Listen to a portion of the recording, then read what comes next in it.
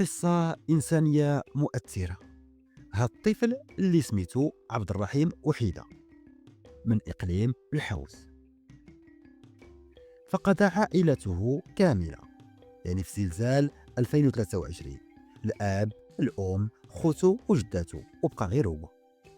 رغم هاد المعاناة، عبد الرحيم ما فقدش الحلم ديالو، وكان ديما كيبغي الكرة وريال مدريد. حيت كان واحد الفيديو كيظهر انه لابس توني ديال ريال مدريد. قصته وصلت لحتى لإسبانيا، وخلات نادي ريال مدريد يتفاعل معاه ويقرب الحلم منه. اليوم عبد الرحيم مشى لإسبانيا بالرفقة أحد من الأقرباء ديالو، وغادي يبدا حياة جديدة مع ريال مدريد اللي عطاه الفرصة يعيش الشغف ديالو في ميدان كرة القدم. وفي لقطة مؤثرة بزاف، اليوم تكرم في ماتش ريال مدريد ضد إسبانيول، ودخل أرضية الملعب باش ينفذ ضربة البداية الشرفية.